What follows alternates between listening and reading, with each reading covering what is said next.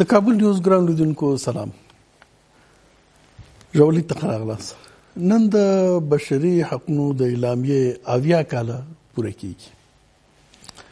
خو دغه 80 کالو کې دغه اعلامیه مستبد حکومتونو، دیکتاتورانو او یا جنگي ډلو، تروریستي ډلو څومره نقص کړی ده، هغه خو بیل بحث دی. لیکن هغه هیوادونو چې دا امضا کړې ده، هغه هیوادونه چې د ملګرو ملتونو د امنیت شورا غړي دي او هغه هیوادونه چې د نړیوالو حقوقو، بشري حقوقو او دیموکراسي مدعیان دي، دوی څومره دغه اعلامیه عملي کړې ده او څومره بشري حقوقونه رښتیا ورته احترام کړي او څومره نقض کړي دي. 40 کاله په افغانستان کې دغه جګړه روانه ده او په دغه جګړه کې ټول اړخونو بشري حقوق نقض کړي دي.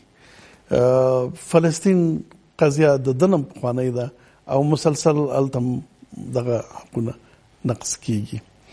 نو آیا ویل شو چې دغه اعلامیه چې د ملګرو ملتونو د جوړېدو هغه اصلي عامل مو او کامیاب وګڼو او ملګري ملتونه او نړۍ په دې بریالي شوی ده چې په هغه څه چې د 80 کاله مخکې توافق کړو هغه عملي هم کړي او کنه نو یو څه نوی تنظیم پکار دی، کنه په دغه وضعیت کې بدلون پکار دی، کنه په دې بحث کوو. په دغه بحث کې موږ سره ملګری دي ښاغلی عزیز احمد تسل، د ملکي وګړو د خوندیتوب او عدالت غوښتنې د ګروپ مسؤل. زمونږ بل ملمه ده ښاغلی شکور د ادرس د حقوقي چارو شونکي او زمونږ دریم ملګری ده ښاغلی صدیق منصور انصاري د مدني ټولنو د فدراسیون مشر. ستړي مشر په خیر راغلی.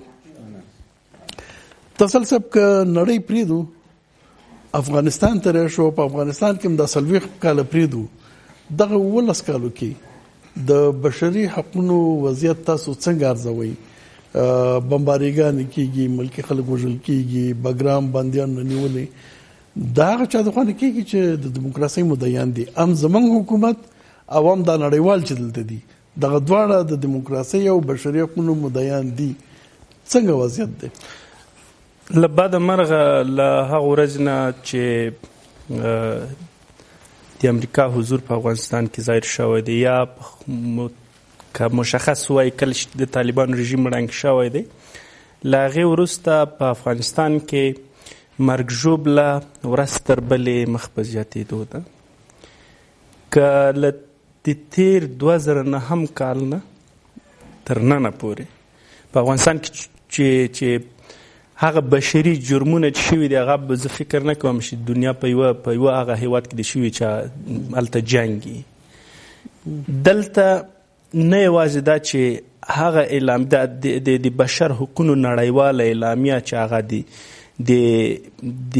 د کفري علماو او د اسلامي علماو او د دنیا د پوهانو لخوا دغه اعلامیه لیکل شوې ده او دا تصویب شوې ده چې 80 کاله وړاندې افغانستان هم لومړی هیواد و چې دغه اعلامیه امضا کړله.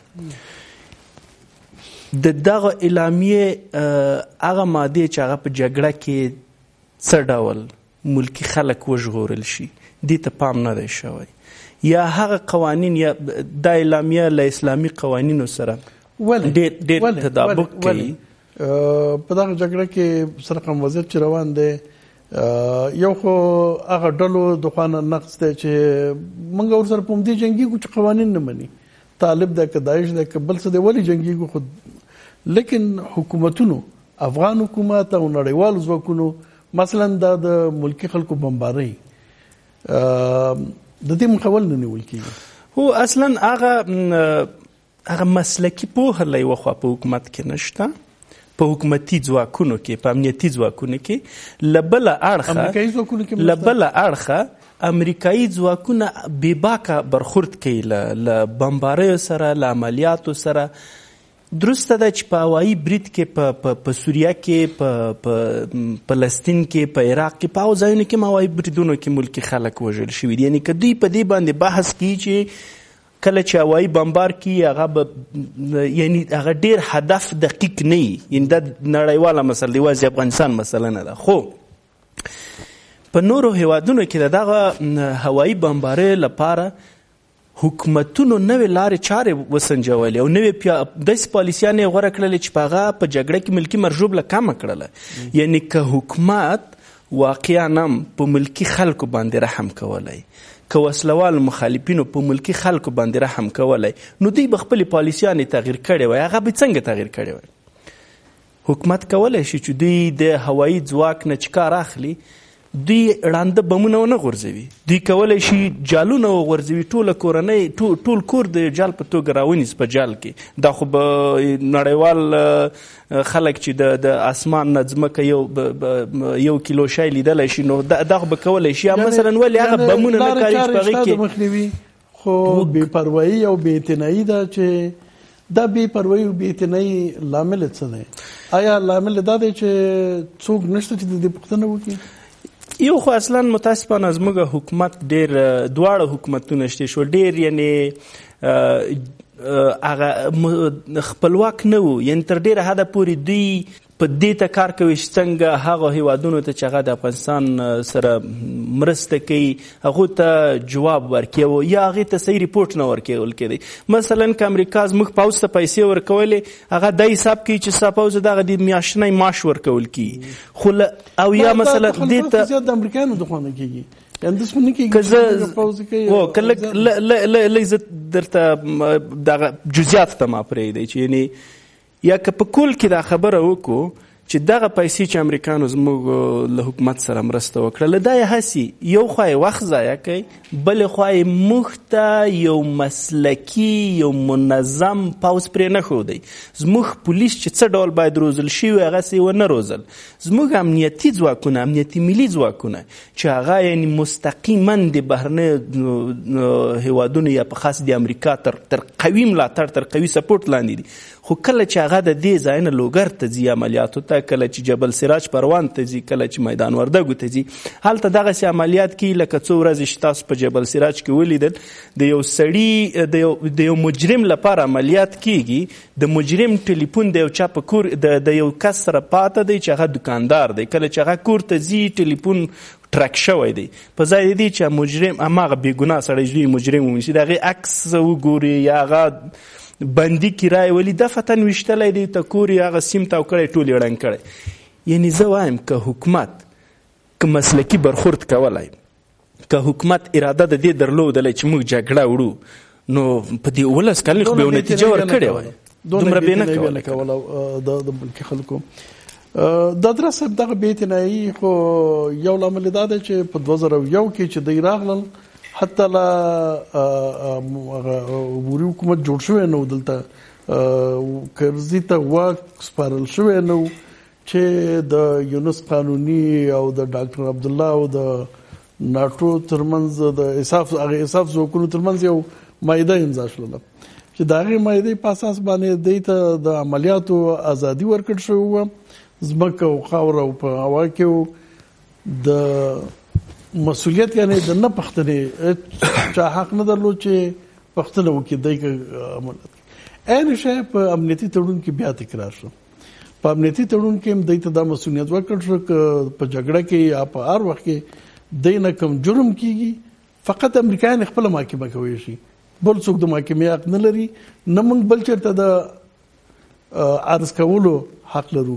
نړیوالو محاکمو نه نیولې دغه کې دغه په حقوقي لحاظ باندې دغسې معاهدې امضا څنګه ګڼئ؟ دا په خپله د همدغې نړیوالې د بشري حقونو د اعلامیې خلاف عمل نه دی. ته په خپله دغې ته زمینه مساعدوي چې زه د جرم کوم او ما نه د څوک پوښتنه نه کوي. دا اعلامیه نو عملا د امریکایانو د خوا نه په اصطلاح نقض شوې نه ده. بسم الله الرحمن الرحیم. جناب ځواک صاحب تاسو ته و، انصاري صاحب ته و، تسل صاحب ته و، په همدې ډول څوک چې زموږ خبرې اوري ټولو ته احترامونه وړاندې کوم. عرض مې دا دی چې ولې داسې نه وایو چې د جهاني ټولنې تر عنوان لاندې دا قوتونه چې راغله دا په کوم تجویز او مشروعیت سره دې خاورې ته راننوتل. که دوی فرضیې درلودې خو وروسته دا ثابته شوه چې د دوی فرضیې کاملا غلطې وي. نه القاعده دلته وه او نه هغه څوک چې دوی د بیني سولې دشمنان بولي. خو دا دوی و چې افغانستان ته راغلل، هم یې د منطقې سوله تهدید کړل، هم یې افغانستان کې مشکلات او ستونزې تر حد نه زیاتې پیدا کړي او اوس خپل هم په دې ایران دي چې څنګه خپل ځان راټول کړي. راغلو دې ته چې هغه ستراتیژیک تړونونه او یا امنیتي تړون او یا په افغانستان کې د دوی لپاره دوی د مخه تر دې چې یو افغان د دوی سره دا تړون امضا کړي، دوی خپل راغلي و ټوله هغه خطوط او قاعدې چې د یو هیواد سرحدونه او حریم ساتي هغه وختي مات کړل. دلته چې راغلل نو هر چاته چې به ویلي وای جناب ځواک صاحب چې موږ سره کاغذ امضا کا، هغه د افتخار تر عنوان لاندې خپل لاسلیک فرق شي، ځکه تر عنوان لاندې چې په خوشاله و دوی دلته راغلي و. د اوله ورځ دا درسه بخښنه غواړم، زه د دې د نیت په اړه خبرې کوم. دا چې ډاکټر عبدالله او قانون په هغه وخت امضا کړي په هغه خبره نه کوم چې ولې امضا کړي.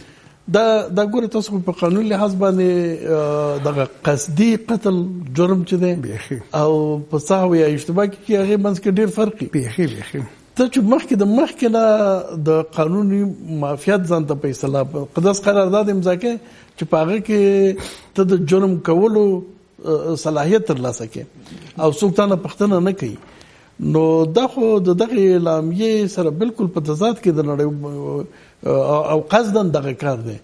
نو نړیوال قوانین په دې باره کې څنګه قصدن ته د دغه اعلامیې نقض ته ملاتړ نیت کې دا څنګه ارزوي؟ هم دا نړیوال قوانین چې ما خپل جوړ کړی دي ثانیه زه او د ثاني او خالق د پاره د مخلوق او مصنوع خرابېدل خو جرم نه دی جناب ځواک صاحب. که د ملګرو ملتونو پریکړې دي تاسو په دې باور وکړئ چې مبالغه به مونږ کړی چې د متحده ایالاتو بعد خامخا اراده پکې شامل وي. کنه لومړی ورځ چې دوی افغانستان ته راغله د بشر د حقوقو خلاف جرم وکړ، امریکایان شه د دوی په حضور کې هغه کسان چې د طالب تر عنوان لاندې تسلیم شو، د جنرال دوستم ځواکونو هغني په کانټینرو کې واچول، د دوی مخفي پولیس ورته ولاړ او هغه تر هغه وخت پورې چې جنگي کلا ته را رسېدله تر نیمه زیات مړه سوه. دا بشري ضد جنایت نه دی، باندې کانټینر دا د بشر ضد جنایت. دوی تسلیم شوي وو. یو سړی دی د محمد په نامه ځان محمد بولي، موټروان دی کیسه کوي و یو ژورنالیست چې دا غربي ژورنالیست ورته وایي چې په دا کانټینرو کښې لکه ستاسې د مخه د ډېر عیاوي او د انسان د کرامت نه لیري چپسونه وي، ګډه بهار یې جوړ کړی وي. دغه چې حالو او غږونه مو اورېدل چې ویل موږ سره خیانت وسو، موږ انسانان یو اوبه غواړو. کله چې وایي راووتل نو یو د بل خولې چې دا خوله نه ده چې راغلی و دا څټلې. یو وایي زه ورپورته سوم دغه کسان وایي دا کانټینر مې چوکش راواخیستی، خو افغانان دي مسلمانان دي په رښتیا راپورته سو ویل د دې پروا مې نه درلوده. یو دوه چوکش چې مې دوه ځایه سوری کړل، عسکر راته وویل چې که دې بیا دا کار وکئ تا ختموم د مخه تر دوی. ویل نو ما په خپلو سترګو ولیدل چې یوه ژبه رایستلې وه چاودلې وه. دا جنایت نه دی د بشر ته ضد. اوله ورځ چې دوی راغله د جنایاتو سره راغله او د جنایاتو د تعمیل دپاره د ځان دپاره وسایل پیدا کړل. نو تر اوسه پورې دوی نه پر دې نه د بشر پر حقوقو باور لري، نه داسې ضوابط په نړۍ کې شته جناب چې د دوی مخه ونیسي، نه داسې څارنوال او محکمه شته چې دوی تر عدلي تعقیب او فیصلې لاندې ونیسي. نو څه کوي؟ په دې خاطر چې و نړۍ ته بیا حد اقل خپل دیموکراسي او د بشر د حقوقو قواعد تمثیل کې کاغذونه امضا کوي چې یو وار په ډاکټر عبدالله امضا کوي، بیا وروسته دا کاغذ خو په خپله جنایت دی که نه؟ کاغذونه خو دې ته برات نه ورکوي چې ته داسې کاغذ امضا کوي چې ستا جرم ته دغه ورکوي، یعنی ازادي درکوي چې ته کولی شي جرم وکړي او محاکمه کېږي نه، نو دا کاغذ امضا کول خو په خپله جرم دی د نړیوال قوانینو په اساس. تا منمې چې د امنیتي تړون د نړیوال قوانینو خلاف دی. د امنیتي تړون ماتوه ولې د دوو ارادو محصول وایي چې د ډاکټر اشرف غني ادارې را سره امضا کوي او موږ هم امضا کوي. د دوو ارادو محصول یو قرارداد دی، هر شي چې وي. او دا قوانین مجاز دي. غواړم زه خواهش کوم غواړم پوه شم او لیدونکي هم پوه شي. دوه نفره ظالم او مظلوم دغسې یو قرارداد امضا کوي چې ته کولی شي ما ووژنې او څوک به تا نه محاکمه کوي. دا چا ویل چې دغه اساسي او بنیادي حقوق نه انصراف کولی شي څوک، دغه خپل حقوق دي زموږ، لیکن د ژوند حق دی، د ازادۍ حق دی، دا خو داسې حقوق دي چې انصراف نه څوک نشي کولی. دغه معاهدې چېرته دغه حق چاته ورکولی شي چې انصراف وکړي؟ ځواک صاحب دغه معاهده ورسره منم د یو څو دقیقو دپاره. دغه معاهده چې تاسو ډېر ښه توجیه کړل، زه لا یو څه پر زیاتوم او همداسې قاعده تاسې داسې په معاهده او پروتوکول تاسې دی چې یو سړی ګویا د دوو ارادو ځای ونیسي. دلته هم اراده نه وه د امضا کړی دی او هغه خپل اراده خو ده وه، معنا یوې ارادې امضا کړی، خو دغه ورسره منو. که تاسې د دغه مفردات وګورئ، هغه تکلیفونه چې حد اقل دوی درلود ټول پاته دي او هغه حقوق چې درلوده څو چنده واخیستله. نه معنا د زورور او کمزوري چې تاسې مهرباني وکړل یاري دغه ده چې موږ تاسې ولل. خبره پر دې راځو چې د لومړۍ ورځې د بشر ضد، لکه نن یې دا ورځ ده چې دوی د اعلامیه د جهاني د حقوق بشر چې اویاهمه کالیزه ده او دوی هم دغه کسانو څخه دي چې ځان مدین ستاسو په اصطلاح بولي. زما عرض ده چې لومړی ګام چې په افغانستان کې پیل شو د بشر د حقوقو ضد جرم یې وکړي او تر اوسه پورې هغه دوام لري او تر هغه وخت پورې چې استعمار هر ځای پښه ایښی وي. دغه د دوی اراده ده. په افغانستان کې دا خبره غلطه ده. تاسې د څو ورځې د مخه د متحده ایالاتو د ټولو درستیزونو د رئیس خبره واورېدل د ډانفورد چې دی په افغانستان کې هم یو څو وخت نظامی ماموریت درلود. د وویل چې په افغانستان کې چې د عسکر قرباني ورکوي دا زموږ عسکر یې ښووله، بیا ځای نه ده دا قرباني، ځکه ویل په امریکا کې زموږ ولس آرامه دی. دغسې وویل نه او زموږ سرحد خوندي دی. نو داسې معلومیږي چې دوی افغانستان ته د دې دپاره نه دي راغلي چې هغه شعارونه چې دوی درلوده چې جهاني ټولنه، جهاني سوله، جهاني ثبات، په افغانستان کې حاکمیت، عدالت، دا هغه شعارونه و چې هم په اعلامیه کې شته چې دوی ورته پابند نه دي، هم په امنیتي تړون او ستراتیژیک تړون کې و چې ورته پابند نه دي. تر هغه وخت چې کمزوری دی وایي، مګر دا چې دا کمزوري سره یو ځای سي او زورور تر مغزي ونیسي. درست. انصاري صاحب یوازې افغانستان په ډېر هېوادونو کې خو دوه بارزې بیلګې چې دي فلسطین او افغانستان ده چې بخښنه غواړم دغه کلونه کېږي چې د بشري حقونو او دغه اعلامیې نقض روان دی. په ډېر ظالمانه توګه انسانان وژل کېږي په هر ترتیب، په هر لار، په هر نوم چې خو د ټولو نه هغه عمده بهانه او پلمه چې ده د امنیت راوستل او یا په اصطلاح تروریزم سره مبارزه ده. که توجیه کو نو آیا کامیابه ده دغه لاره د بشري حقونو په نقض باندې د خلکو په وژلو امنیت راوستل کیږي؟ بسم الله الرحمن الرحیم.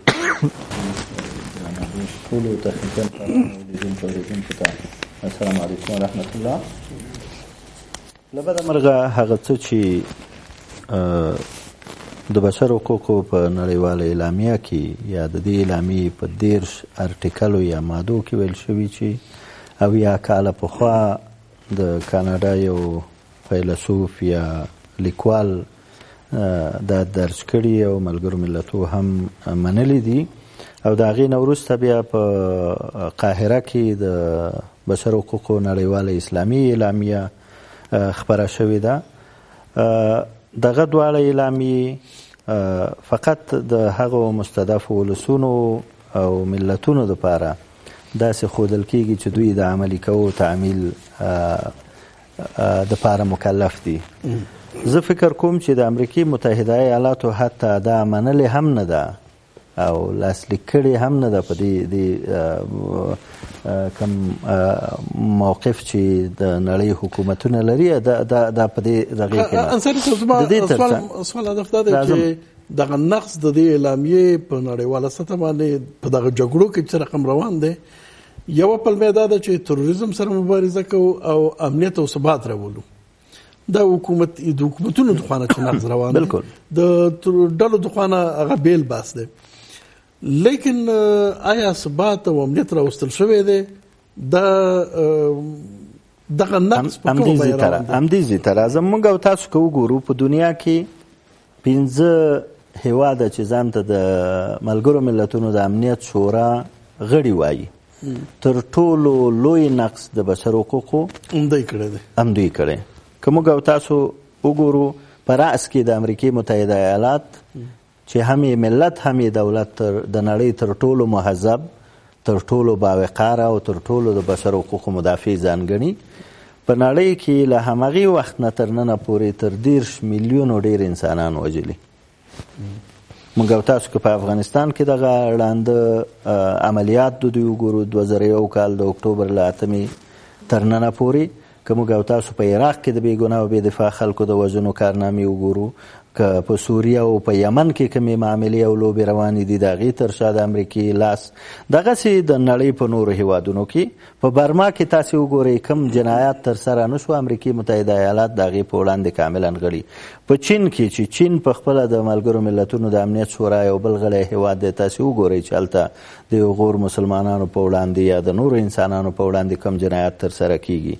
روسیې یا د شوروي اتحاد په راس کې روسیې کوم جنایات ترسره نه کړه، یا دا نن په سوریه کې روسیه کوم جنایات نه ترسره کوي. دغسې که موږ او تاسو فرانسه وګورو او بریتانیا چې د بریتانیې تاریخ په جنایاتو باندې ککړ او لړلی تپلی دی چې د ملکې د قصر نه ټولې دا اعلامیه صادره په همدې خاطر شوله چې استعماري واکمنیو په وخت کې او د هغه نه مخکې په دوره کې یعنې د دویمې نړیوالې جګړې نه مخکې کوم جنایتونه چې د جګړې په دوران کې خصوصا شوي بالکل د هغې مخه ونیسي. بالکل لیکن حداقل دغه د فلسطین یعنې په دغه حوزه کې او په افغانستان کې دا 40 کاله جګړه روانه ده او څه رقم وضعیت دی او دغه اوس نو خو ښکاري چې دا مخه ونه نیوله که نه یوازې چې مخه ونیوله بلکې د دې د تمویل تجهیز او د بشر د له منځه وړلو دپاره تر ټولو لویه سرمایه ګذاري دغې 15 هیوادونو کړې په راس کې امریکې او د امریکې متحده ایالات هغه هیواد دی چې دا اوس د نړۍ د یک تازه برقدرت په توګه د بشر د حقوقو تر ټولو لوی ناقض او په عادي حالت کې نه چې د دوی پرایزنټر کمپنۍ یا ډلې ټپلې راشي او خلک ووژني، بلکې د دوی مجهز او مهذب پوځ، د دوی د وسلو کمپنۍ، د دوی استخبارات، د دوی هوایي ځمکني او سمندري ځواکونه دا ټول یونیفورم لرونکي جنایتکاران دي چې د افغانستان، عراق، فلسطین او د نړۍ د نورو هیوادونو د خلکو په وژنه کې او د وژنې نه ورهاخوا یعنې د ژوند مسله د بشر حقوقو د اعلامیې لومړنۍ ماده ده، تر هغې ښکته ډېر نور حقوق دي چې هغه دوی نقص کړي، تر پښو لاندې کړي دي او هره ورځ د خپلو ګټو، د خپلو خواهشاتو او عیش او نوش دپاره او د خپل هیواد د مسؤلیت دپاره د نړۍ د مستضعفو هیوادونو په ګټو د هغوی په ژوند، د هغوی په راتلونکي لوبې کوي. د دې بحث نه هدف زما دا دی چې ملګرو ملتونو مشروعیت اوس پاتې دی او که نه، د ملګرو ملتونو د ټولو نه ستره وظیفه او هغه توجیه چې دا رامنځته شه د عدالت تامین په نړیوالو اړیکو کې او دغه بشري حقونو تامین دی. کله چې دغه اعلامیه اوس موږ ناکام وبولو نو خپله د ملګرو ملتونو موجودیت او مشروعیت څنګه خبره ده او آیا بشري ټولنه په یو نوي نظام باندې باید فکر ونه کړي؟ دغه نظام خو ثابت شو چې دا ظالمانه نظام ادامه بیا د امنیت شورا په ځانګړي ډول نو اوس یو لنډه دمه لرو، دمې نه وروسته په دې بحث کوو.